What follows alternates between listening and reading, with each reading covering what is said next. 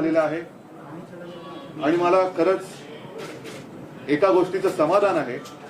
मी वारंवार असं म्हटलं होतं की सर्वोच्च न्यायालयाचा निकाल हा केवळ शिवसेनेच्या भवितव्याचा नसेल तर तो आपल्या देशातल्या लोकशाहीच्या बद्दल, लोकशाही जिवंत राहणार की नाही याबद्दलचा असेल.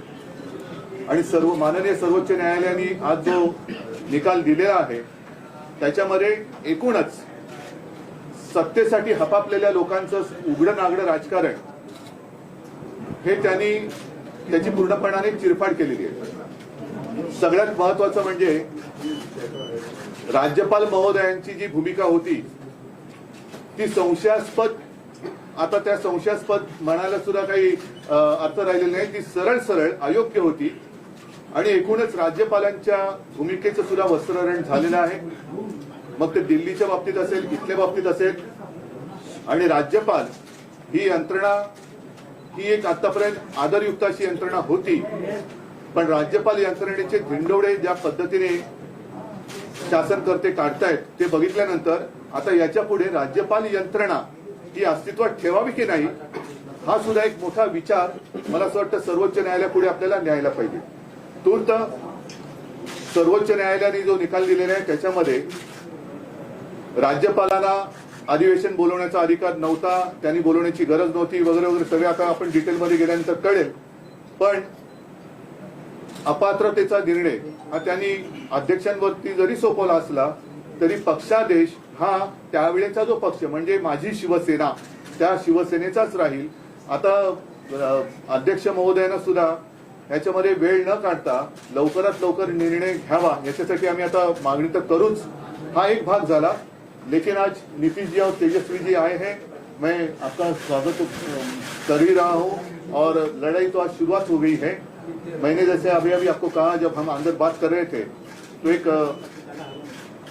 ज्याला शुभ शकुन असं म्हणतो कि इतने दिनों से हमारी लड़ाई चल रही थी सर्वोच्च न्यायालय में, आज आप भी आ गए और वो निर्णय भी आ गया. इस देश में अब प्रजातंत्र उसकी रक्षा करना हमारा काम है. जैसे सर्वोच्च न्यायालय ने कहा कि अगर मैं रिजाइन नहीं करता, मैं इस्तीफा नहीं देता तो शायद मैं वापस मुख्यमंत्री बन जाता. मैं मेरे लिए नहीं लड़ रहा हूं, मेरी लड़ाई जनता के लिए है, मेरे देश के लिए, मेरे राज्य के लिए है. और भले हम इसके पहले राजनीति में विवाद तो होते रहते हैं, लेकिन एक मत तो हमारा हो गया है कि इस देश को हमें बचाना है, संविधान को बचाया है. और इसलिए आप यहाँ आए हैं, हम मिलकर पूरे, आप तो पूरे देश में घूम रहे हैं, सबके घर जा रहे हैं, हम सब मिलकर ये जो अपने देश को फिर से एक बार गुलाम बनाना चाहते हैं उनको घर भेजेंगे. और मुझे पक्का भरोसा है पूरी जनता हमारा इंतजार कर रही है. राजीनामा देणे ही चूक झाली असं वाटतं का? जी बोलेंगे तो आपने तो बात बता ही दिया है. हम सब लोग तो आए ही हुए हैं इनसे मिलने के लिए. बातचीत तो होती रहती थी, लेकिन ये तय था कि एक लोग आएंगे. इन्होंने आज ही का समय दिया और आज जो इनका मामला था जिसके बारे में जानते ही हैं, इनके साथ जो अन्याय हुआ था, अब जिस तरह से जो फैसला आज आ गया तो बहुत अच्छा हुआ है. अब तो इन्होंने खुद ही बता ही दिया है. और किसी भी प्रकार से एक तो आश्चर्य की बात है कि पार्टी के नाम को कैसे कोई बदल सकता है.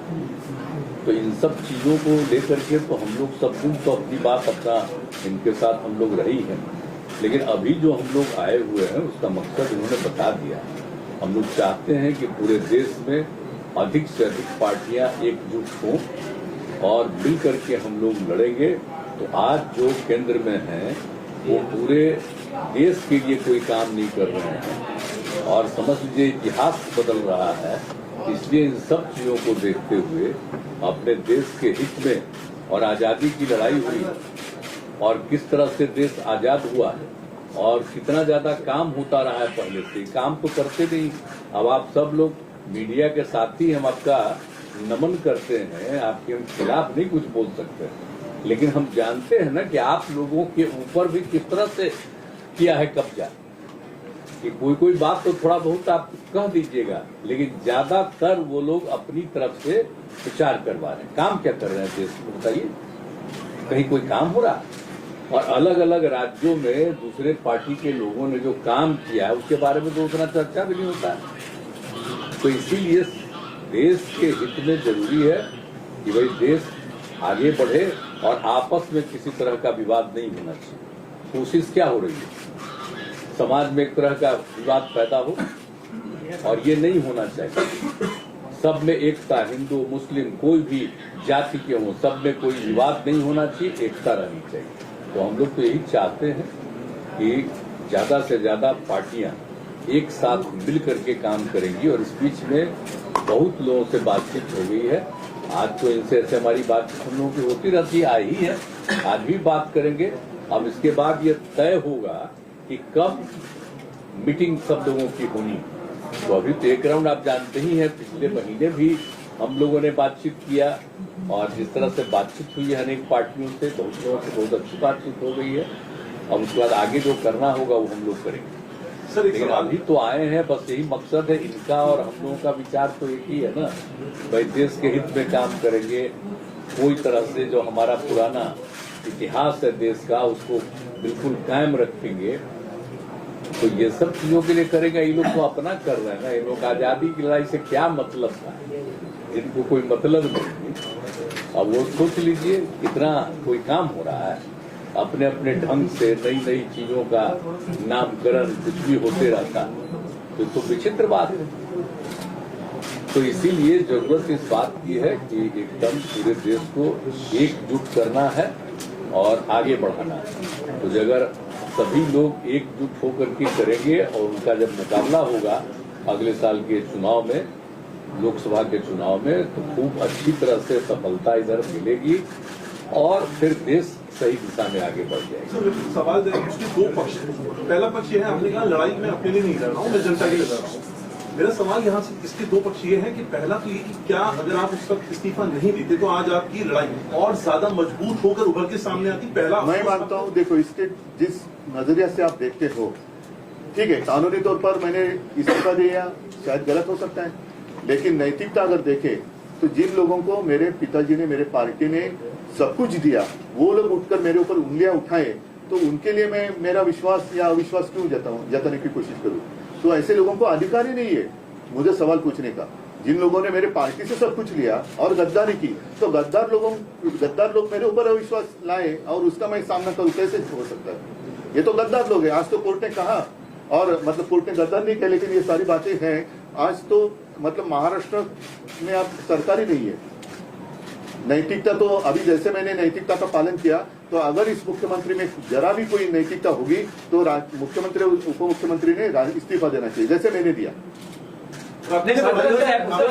महाविकास आघाडीमध्ये सुद्धा जे सर्व प्रमुख नेते होते त्यांनी तुम्हाला म्हटलं होतं की राजीनामा देऊ नका, आपण फ्लोअर टेस्टला सामोरे जाऊ.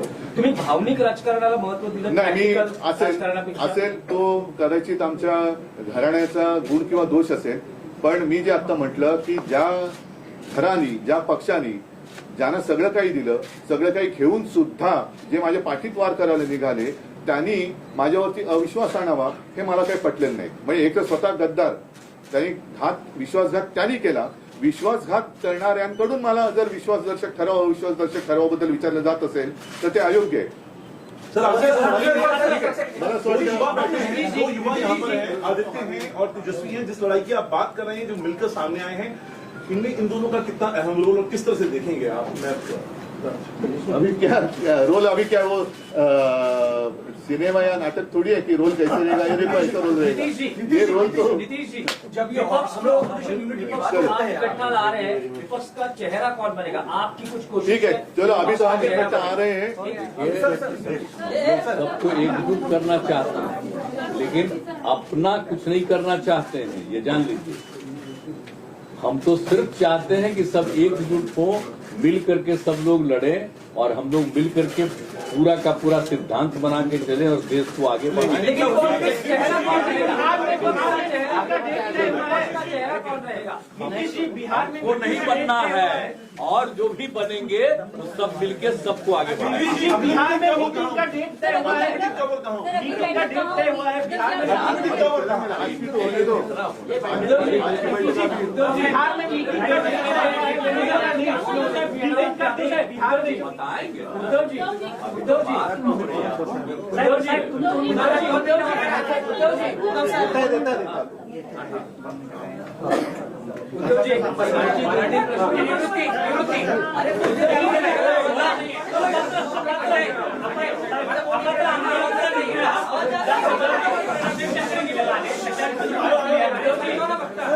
ऐका ऐका सर्वोच्च न्यायालयाचा निर्णय आला आहे त्यानंतर पुढे काय?